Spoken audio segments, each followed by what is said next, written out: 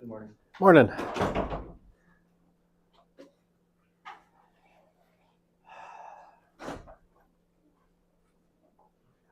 What are these two?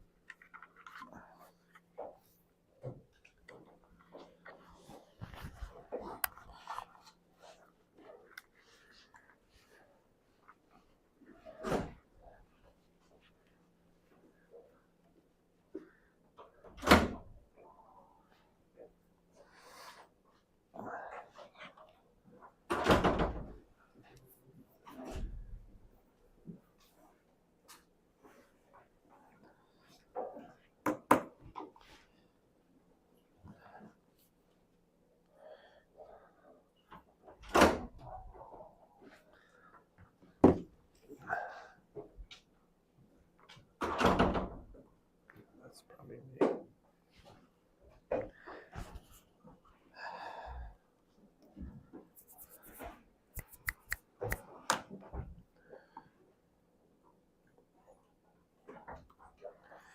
All right, let's jump in for today. My apologies once again. The university is falling apart. The screen still doesn't work, but now they have a little sign on it that says, sorry, not working. But apparently, not enough to contact instructors and be like, hey, do you need another room until we get this working? So that's super nice. I probably should have come and checked it out before and made sure it was working. But I'm going to talk to the department and yell at some people and see what happens. Sure, it's not easy to get a screen like this working. I certainly wouldn't know how to do it, but it would be helpful if we kind of knew in advance. Okay.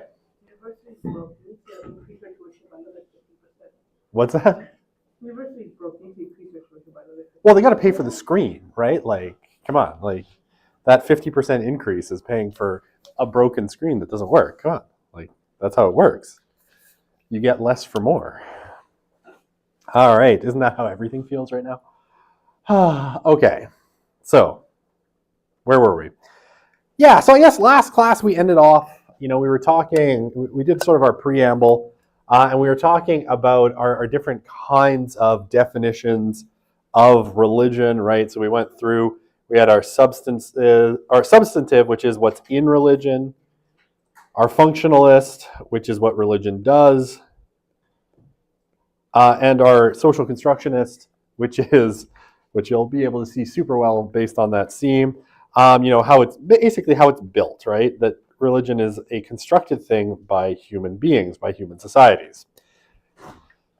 And we ended off on this slide, talking a little bit about our functional or functionalist definitions of religion.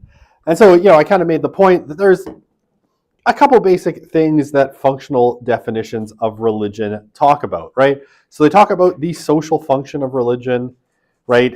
The way it offers coherence, which you can't see because it's on that seam, social order, a defense of group interests, right? And then what we sometimes think of as the big things religion does, right? Those, aspects of religion, like how it helps people from a psychological perspective, right? Giving them stories, right? Some kind of explanation for why the world is the way it is, right? What the story is, what's evil, what's good, how do you live a good life, right? All provided in kind of story form. We use often, myth as a sort of shorthand for this, the mythology of different religious systems. And again, I want to stay away from this and, putting it in like a negative sense, of myth. Just like stories that tell kind of, the structure of reality is what I mean by myth, not untrue stories or fictitious stories about the world. We'll stay away from that kind of pejorative definition when we talk about religion. And with this comes a whole bunch of symbols, basically things that religion generates that basically allow us to anchor in to what that religion's meaning is and give a sort of tangible representation. Oh, I hit my step count. It's already early in the day and I'm already there. Okay, stop buzzing now. Right, the symbols, right, they give us a kind of concrete anchoring to a particular religion. So this, can be things like more abstract symbols of religion, the Star of David for Judaism, the cross or crucifix for Christianity, the crescent moon for Islam, and right, almost every religion has some kind of symbol system, and it can be more tangible things too, like in Catholicism, right? The bread and wine, which Catholics believe are the body and blood of Jesus after the priest blesses it. So you have all these symbols that are supposed to connect people in tangible ways to that kind of mythic system, right? And ground religious belief in the kind of here and now. And then rituals, right? The way that you go about living as a religious person, right? So if you're Jewish, you have the Sabbath or Shabbat.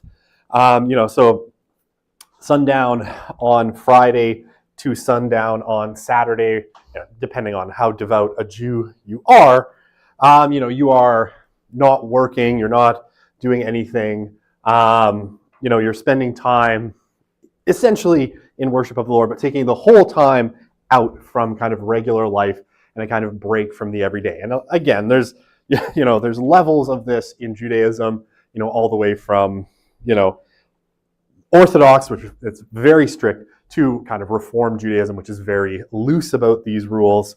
In Islam,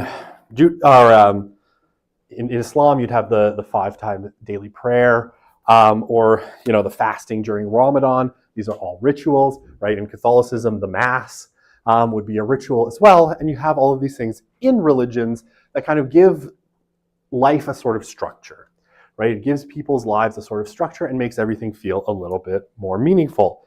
And I guess at the core of these functional definitions is that religion is a set of tools to act on and interpret the world, right? To kind of make sense of existence. That's going to look really funny. Actually, it's not too bad. Okay. All right, so these are a couple of very famous functionalist definitions of religion. And this one I know is an especially famous one because having taught SOC 100 a lot, this is the one that appears in almost every SOC 100 textbook, is this one from Clifford Geertz. But basically you can kind of see the thread in these definitions, right? So Durkheim's definition, that religion is a unified set of beliefs and practices relative to sacred things. And I always love Durkheim because one of the observations people will make of Durkheim, he assiduously kind of avoids defining what sacred things are.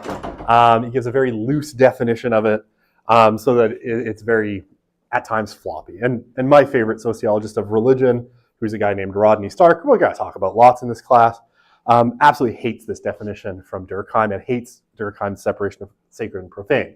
Okay, but unified set of beliefs and practices relative to sacred things, that is to say, things set apart, and forbidden beliefs and practices which unite into one single moral community called a church.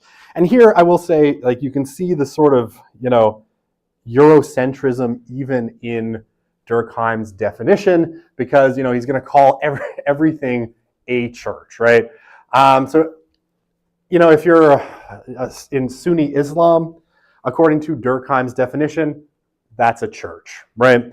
Because this is, the kind of perspective that they were coming from. So when I said it earlier in the course, that at times sociology of religion is very Eurocentric, it's very Eurocentric because it was Europeans and North Americans coming up with a lot of these definitions, right? So it's called the church, single moral community called the church, all of those who adhere to them, right? Okay, so that's Durkheim's definition.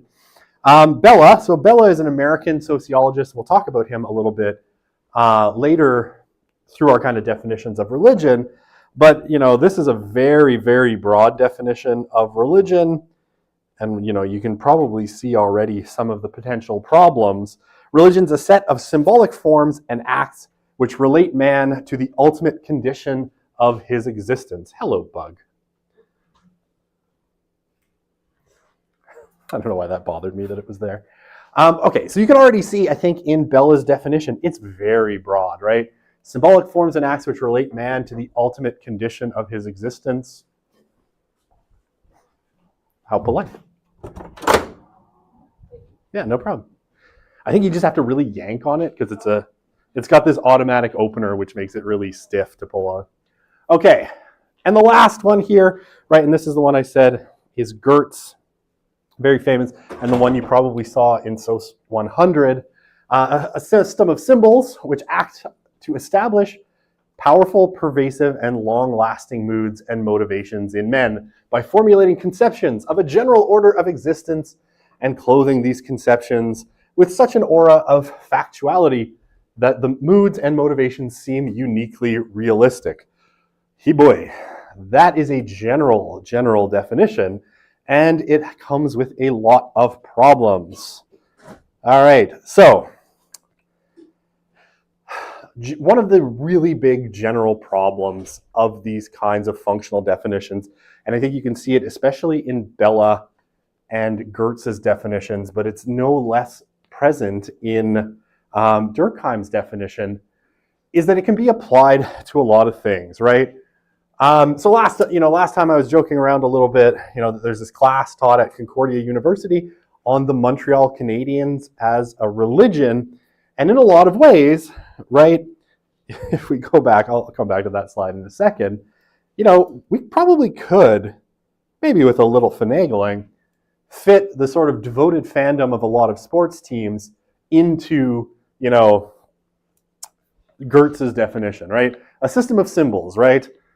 So let's just take the Montreal Canadiens, for example, right? They've got their jersey, right? Le bleu, blanc, rouge, the red, white, and blue of the Montreal Canadiens, and that very famous CH logo, right? And then all of the hockey players who've played for them and the 24 Stanley Cup banners hanging from the rafters of the Bell Center, right? These are powerful, symbols which establish powerful, pervasive, and long-lasting moods and motivations in men. And trust me, my dad is a lifelong fan of the Montreal Canadiens. Something that was much more, I think, beneficial to him in the 60s, 70s, 80s, and 90s than it is today. Now it's a source of endless frustration. But, he tunes in for every single game, right? He's got the crazy NHL pass. He tunes in for every single game. He knows all of the players. He combs through the statistics, and if I ask him, what is Juraj Slavkovsky's kind of shooting percentage? Oh, I guarantee my dad knows that without even looking it up, right? So that's, powerful, pervasive, and long-lasting moods and motivations, at least in my dad. And, if you've ever known anyone who has a fantasy league in football, you can kind of, see the same thing, right? Formulating a conception of a general order of existence, right? Sports is life. The Montreal Canadiens are good. The Boston Bruins are evil. These sorts of things, and clothing it in factuality. Okay, even more so though than something like a sports team, a lot of these definitions, right, and especially I think of Gertz and Bella's, could fit something like American nationalism. So there are, in American nationalism, sacred things, right? And you just have to listen to American political discourse for a little while to sort of figure this out, right? There's the US Constitution, right? Everything always has to relate back to the Constitution, the Declaration of Independence, the Founding Fathers, right? It's always, I don't know if amusement, it's just kind of with interest that I always listen to American political discourses where both sides, left and right, always appeal to what the founders wanted, right? What the founders of the country intended when they did X, Y, and Z, right? Sorry? I can't hear what you're saying. Some of them. I don't know that all of them were, but certainly Washington was, Jefferson was, Hamilton, I don't know. I'm not American, so I don't keep track of these things. But yes, several of them were slave owners, in fact. But right, it has a whole bunch of sacred things, right? Washington Monument, the Lincoln Memorial, the American flag, right? There's always much consternation when the American flag gets burned in protest or these sorts of things. Why? Because it's seen as sacred. And when the football player Colin Kaepernick was kneeling for the national anthem, you knew that he had sort of transgressed something that for some people was seen as sacred because of the kind of pushback he got, right? There are things that you're not allowed to do, right? So there are forbidden beliefs, when it comes to American nationalism, not saluting the flag, not standing for the national anthem, communism. It's not for nothing that Donald Trump is currently trying to vilify his political rival as Comrade Kamala, right? Because communism is seen as one of the great verboten things in American nationalism.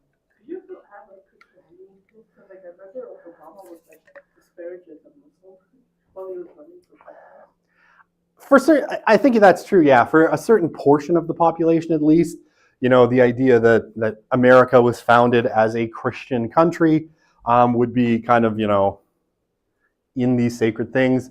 And I don't think there's ever been a candidate for U.S. major office, certainly the presidency, that's ever been an avowed atheist. No matter what their particular political stripe, they'll always make some claim to Christianity as their religion. Because, that I think Joan is right. It goes with, this is a Christian nation or founded as a Christian nation or whatever. Right? There's, rituals, the Pledge of Allegiance, Independence Day, playing the national anthem before sports events, right? That sort of thing, right? These are rituals that people go through when it comes to America, right? To kind of reinforce the importance of American nationalism, right? Every day at the beginning of the day, they say in schools, they're supposed to say the Pledge of Allegiance while they, hold their hand over their heart and look at the American flag. Okay, now, so Robert Bellah calls this American civil religion, right? So he had that definition on the last page. He calls this civil religion. But it raises a bunch of problems, right? Because, it fits that sort of functional definition. I think a sort of common sense reading tells us that nationalism and religion are slightly different things, right? They might share certain broad traits, right? Like having sacred things, having found, important founding documents, forbidden beliefs and all, rituals and all these things. But we know that nationalism is not the same as religion. And kind of putting it into that category and saying, well, okay, what we have here is a sort of civil or secular religion muddies the waters of what religion is and makes it harder and harder to actually define religion, because where do you draw the line, right? Okay, if you have civil religion, well, then do you have sports religion, right? Do you have, where do you draw that line between what is and what isn't religion? And it causes a lot of problems because you end up just expanding what falls into the category of religion. And again, when you start to listen to, say, political discourses, people will start to talk about, I was listening to one the other day, it just showed up on my YouTube feed, and it was someone, I can't even remember who, because I listened to podcasts to fall asleep, and I think it just came on when I was half asleep, so it's only half remembered in my brain, but I remember, in my half awake sleep, I was still critiquing it on its definition of religion. Someone was talking about having abandoned Christianity, the left has sort of, created a new religion around wokeness and DEI. And I was like, I don't like that. You're expanding the definition of religion way too much, right? Into something that is clearly of a different order, right? It's a category error. It's an intellectual problem. But it comes, honestly, I think, from the fact that a lot of sociological definitions of religion have had this problem of being too broad. So we start to fit all sorts of things that aren't necessarily religion into them. Okay. Does that all make sense just before I move on? Any kind of questions on that? All right, good. Okay, this slide looks much worse on my not whiteboard. All right, so substantive definitions of religion, right? So this is another big category and sometimes most closely associated with Max Weber, the German sociologist and sort of quasi-conflict theorist, quasi-symbolic interactionist, depending on what era of Weber we're talking about. Okay, so as the definition, and as I've sort of said, substantive definitions of religion, on the whole, talk about religion in terms of what's in it, right? And typically in terms of beliefs. So, right, the content is what defines a religion as a religion. And this, comes down to the idea that all religions should essentially share common patterns and content, right? So in some senses, it's a bit syncretistic, right? It's going to sort of lead us to the belief that all religions at the end of the day all follow certain patterns, and they're all basically similar at the end of the day. Okay, so for example, E.B. Taylor defined religion as the belief in supernatural beings. Now, that said, not all religions have supernatural beings, so this immediately causes a problem. Typically includes some kind of view that religion embrace God or gods, a transcendent realm, right? So an afterlife or some kind of spirit realm or, something, right? But something that's beyond the physical, right? So there's a kind of metaphysics in religions. And Herbert Spencer, here, religion is the recognition that all things are manifestations of a power which transcends our knowledge. Okay, I mean, in this kind of definition, I think one of the problems is it's just, wrong. Yeah, there's the wrongness, but you can fit a lot of things under, manifestations of a power that transcends our knowledge, right? We don't technically know how gravity works to a great degree, but is everything just the outworkings of gravity? It ends up being kind of a problem. Okay, but one thing that we end up with substantive definitions is often they're seen as too exclusive, right? They might miss religious systems that don't make reference to transcendence, right? A transcendent realm or heaven or hell. Not all religions have this, right? Not all religions have spirits or gods. I can never say this. Theravada Buddhism, Zen Buddhism, right? Depending on the kind of branches of Buddhism, a lot of them don't actually have gods in them, right? They may not even include much in terms of a supernatural realm. And we have, I guess this kind of makes sense, these substantive definitions in their kind of narrowness make sense of a world where your basic frame of reference is the three Abrahamic religions, right? Which is Judaism, Christianity, and Islam. Once you kind of move out into other parts of the world and you realize that there is a whole bunch of religions that have a whole diversity of beliefs, these substantive definitions become much more problematic because not all religions are going to share these characteristics. So we end up in a sort of a problem, right? Where functional definitions end up being too broad and you can fit almost anything. And substantive definitions, either you really have to twist your definition to fit every religion, in which case it's one of those definitions that sort of explains nothing, or you end up excluding a bunch of religious systems because your frame of reference is going to be, say, the 5 biggest world religions, and you're going to exclude a whole bunch of stuff that doesn't fit under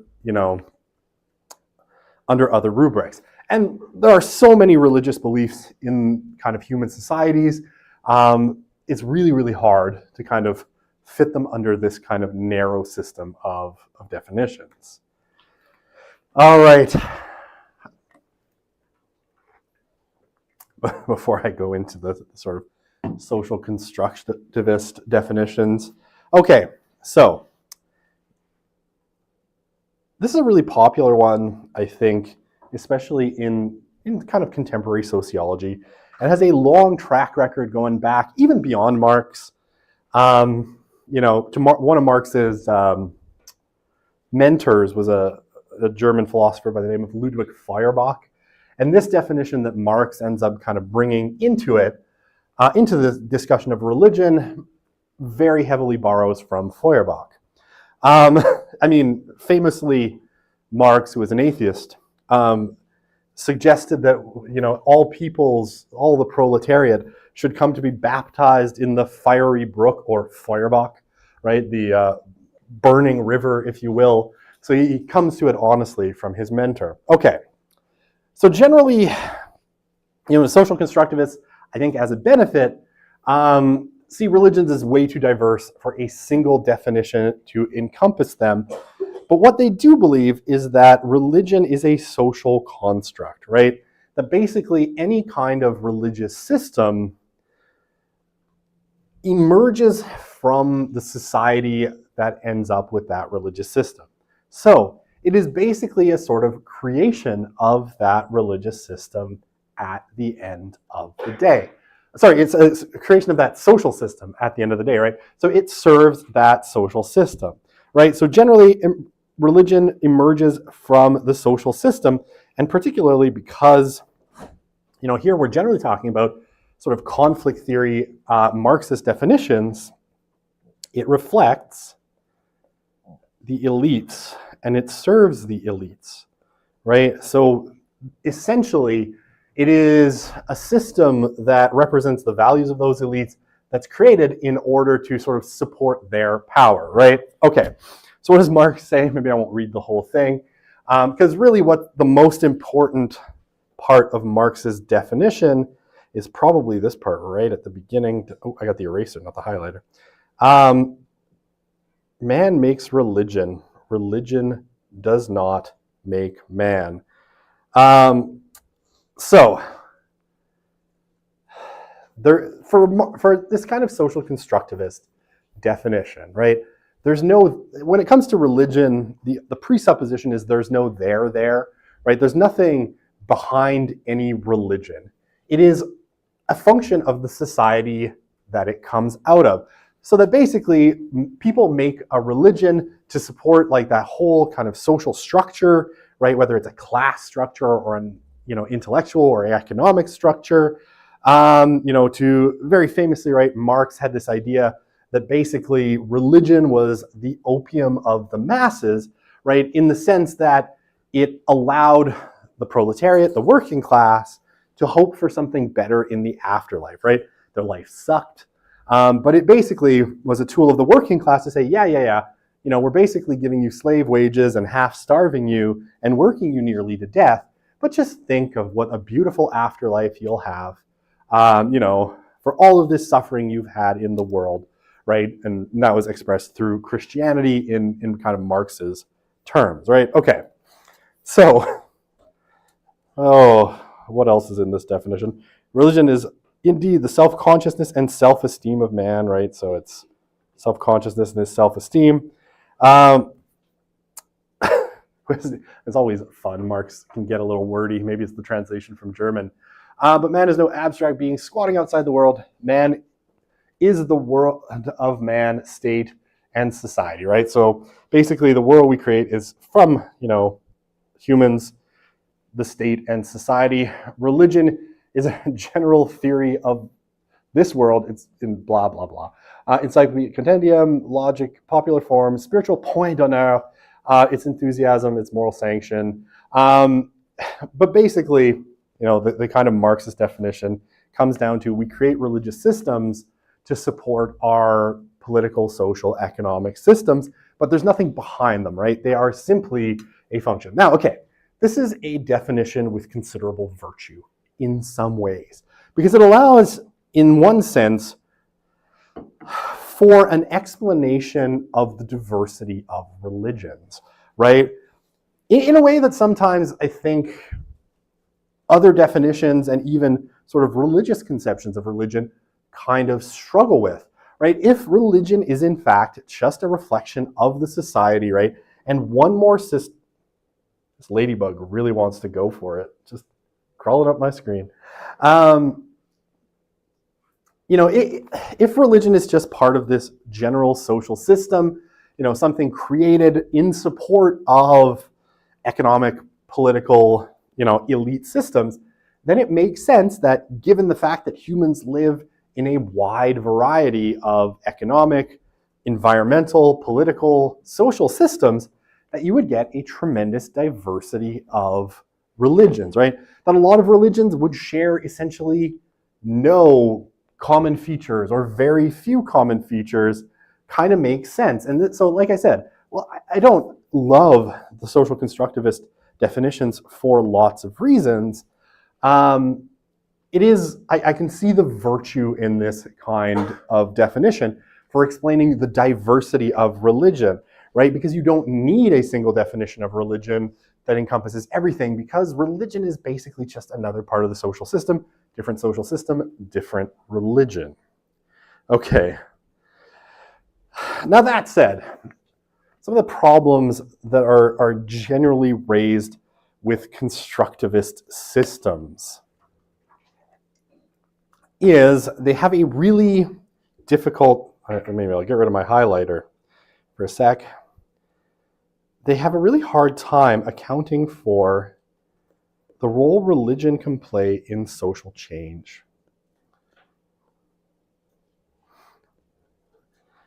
Particularly this kind of notion that we get in kind of, conflict theory, Marxian sorts of definitions of religion. What religion should lead to, is actually a lot of social stability. Should equal stability, right? Because if it is an elite system that supports the elite, it should do so really well. And it should be something that isn't easily subverted in order to, transform a society. But we have a huge number of historical examples of religion ultimately leading to huge degrees of social change. So we'll talk about, and actually really, really undermining kind of elite consensus and elite power. We'll talk about, the transformations of late Roman society when we talk about the rise of Christianity and the role religion played in that, right? And is in a lot of ways a very bottoms up kind of movement in terms of social class, right? A lot of, poor women, those classes that were not considered of particular importance in late Roman society. But you can look at examples from sort of, about 2 centuries after the foundation of Islam, once Islam had conquered places like the Iranian plateau, right, Persia, parts of Mesopotamia, it was used by people in those places to very much push back, as they adopted Islam, to push back against Arab power and a sort of assumption that Islam and Arabic ethnicity essentially were deeply linked, right? And they themselves claimed a lot of power within Islam on the backs of kind of claims that they were as Muslim as the Arabs who had conquered them and brought Islam to those places, right? And this is an undercurrent in Islam for a long time, a sort of struggle between, Arab identity and its links to Islam and the fact that Islam has spread far beyond the Arabian Peninsula and anywhere that Arab people live. So, we get those kind of social changes. The civil rights movement in the United States very much functioned. And if you ever go and listen to, Martin Luther King Jr.'s speeches, they're suffused with Christian language, particularly because he was a Protestant, a black Protestant preacher, of course. He was making a direct appeal on Christian terms to people in the north of the United States who were also Christians, that what was being done in the South, right, with segregation and the denial of voting rights was unchristian, right? So, I I Have a Dream speech, if you go listen to it, it's suffused with Christian language. And so again, it's a sort of appropriation by a subordinate class to kind of challenge the elite class. In a lot of ways, upends a lot of elite consensus in places like the U.S. South, but in the U.S. in general. I mean, I could keep going. I got, there's lots of these.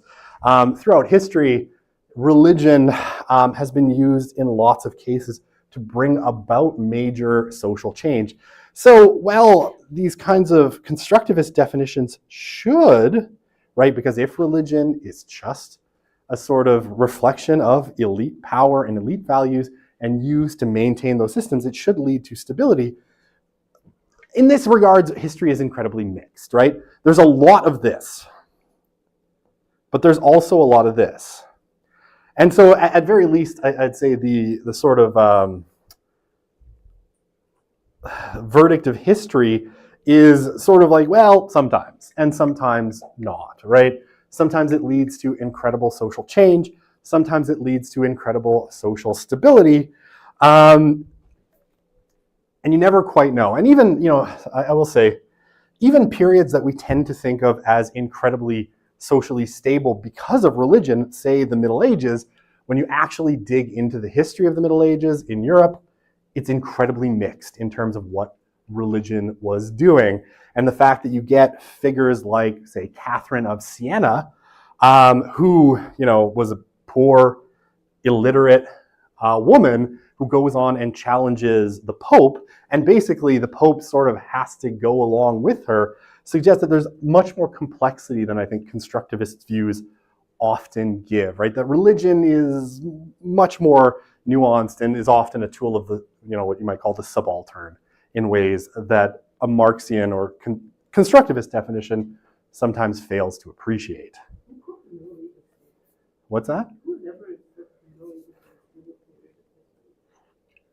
In terms of religion and social structure, I mean, it's been long kind of assumed that there's a lot of stability through that and a lot of stagnation, right? That's why they used to be called the Dark Ages, because it's like nothing happened until science. But anyway, we can talk about the Enlightenment later. But no questions? Okay, that's a good question. Okay, so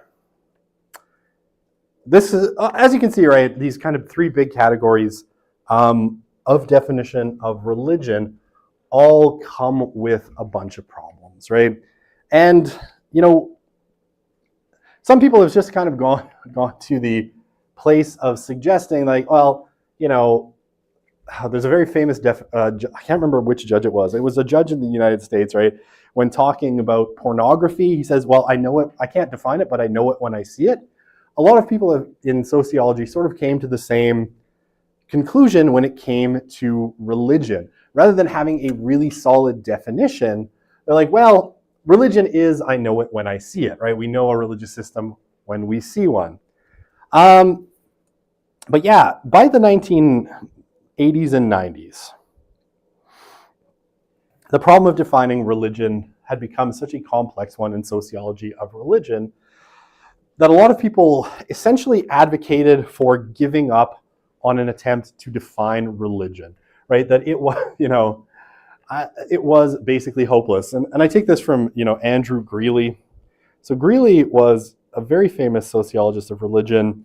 So he's a Jesuit priest, right? So he's a Catholic priest, a sociologist and researcher at University of Chicago, at what's called the National Opinion Research Center, or NORC, that does the the General Social Survey in the U.S. And he basically said, in the 1980s, that attempting to define religion on sociological terms was basically hopeless. Okay, however, what we're going to kind of look at now going forward is Christian Smith's book, do I have the cover here?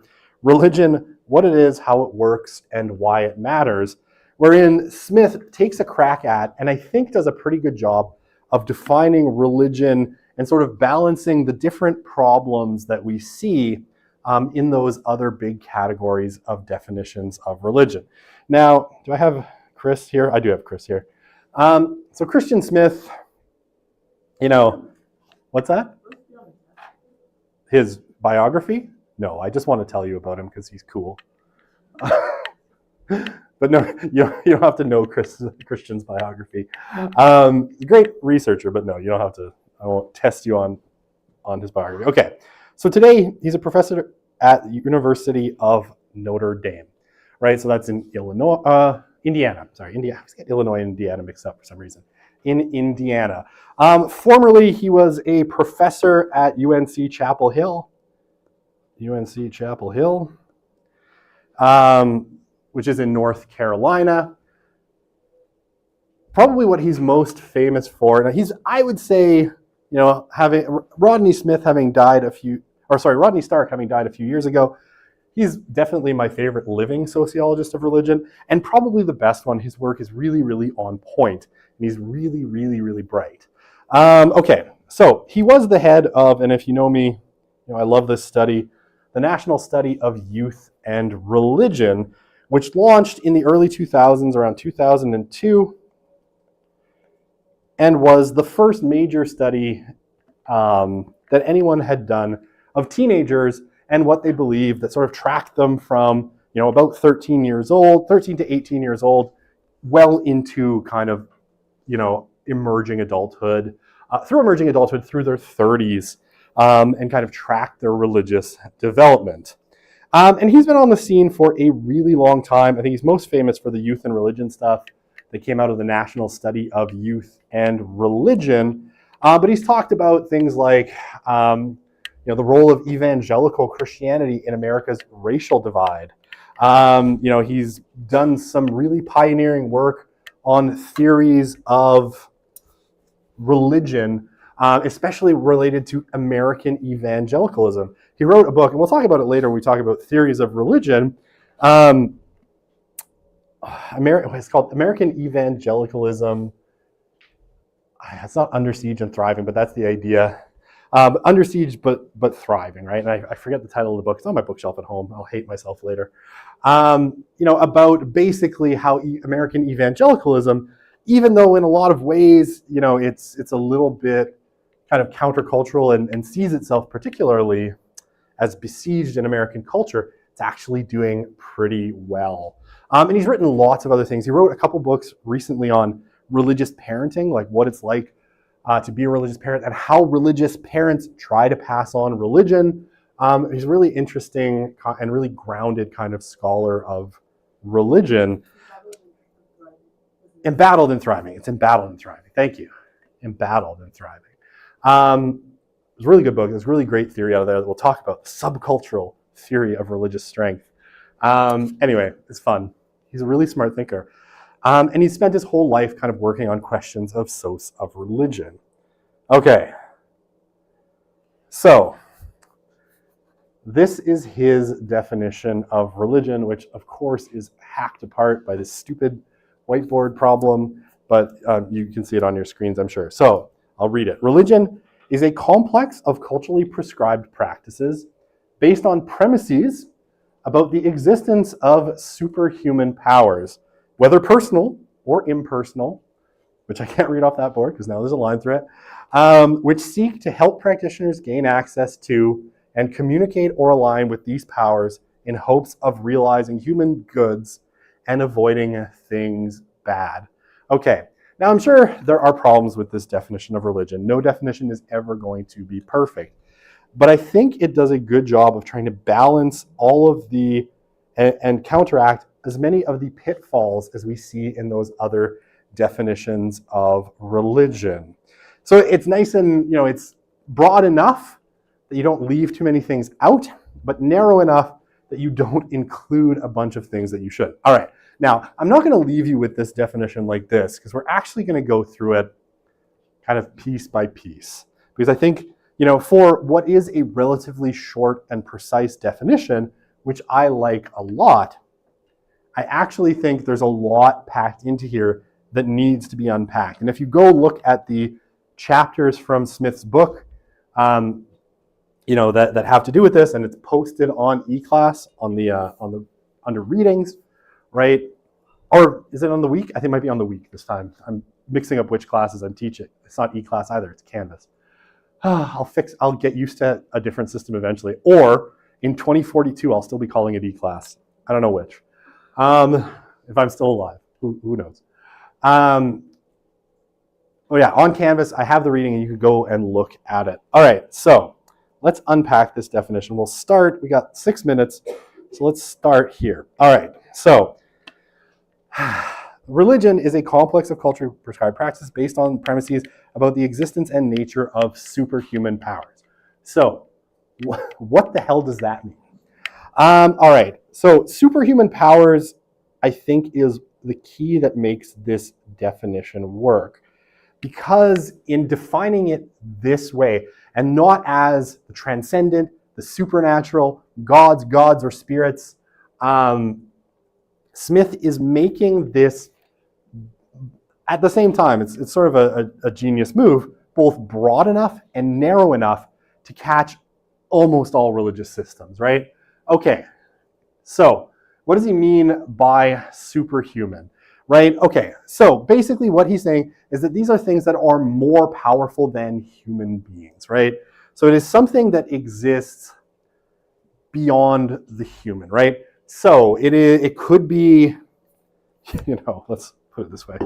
It could be, because if we're being silly, you might have heard of this from a little known sci-fi fantasy franchise. What's that? Right, let's not talk about that. There are only 3 Star Wars films. I'm going to stick with that. No, not the prequels. Those don't exist. 4, 5, and 6. I don't know why they're numbered that way. It's weird. There are also, by the way, only 3 Indiana Jones films. And I'm sticking with that. No matter how many times my son asks me, can we watch the 4th Indiana Jones film? I'm like, there is no 4th Indiana Jones film. And there certainly is no 5th Indiana Jones film. That would be crazy. Why would you do that? The first 3 were perfect. By which I mean the only 3.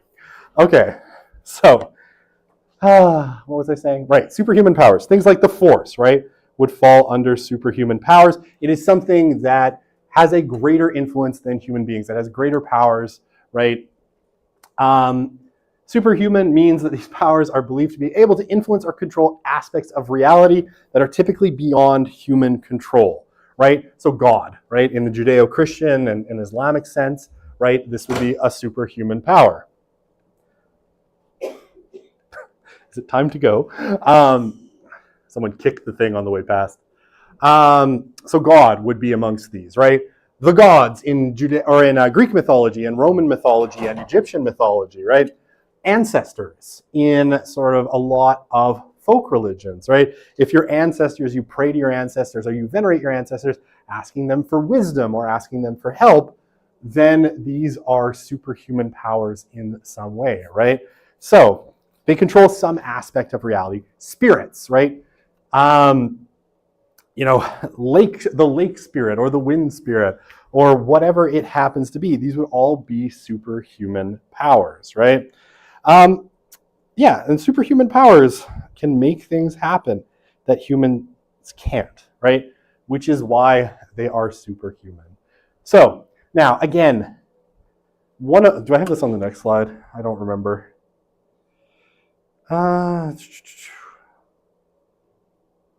Yeah, okay. This is worth picking up next time, but I'll emphasize this point and then I'll let you go because I've got only a few minutes. They're superhuman rather than supernatural, specifically because some religions posit. So supernatural would be beyond nature, right? So if we're reading it in kind of the parts of the word, it's beyond nature. So like say the God of the 3 Abrahamic religions. So Judaism, Christianity, and Islam, right? That is a God that's outside the universe, right? It isn't God in that kind of system isn't a thing in the world. God exists outside the universe, and therefore can influence it. But there is a lot of religious systems that posit gods, spirits, demons, all sorts of things that are actually part of the natural order, right? They exist in the real world with us, maybe at a higher plane of existence, right? At a higher pitch, we might not be able to see them, but they still exist in the natural world. So if you think of the Greek gods, right? So I don't know if you've read the Percy Jackson books. or whatever, you've read some Greek mythology, right? Zeus, Hera, Apollo, they all exist in the world. They're not like in heaven, which is somehow completely separate. They're a part of the world, right? And even the underworld, in Greek mythology is a place, where Hades is and the spirits of the dead go, is a place that, given enough effort, you can visit because it's part of the world, right? So Smith wants to make a distinction between the supernatural and the superhuman, saying that these are superhuman things because some of them might be supernatural, some of them might just be really powerful things that are part of the natural world. And we'll pick it up there on Wednesday. It goes so fast. 50 minutes is not long. All right. Have a good rest of your Monday.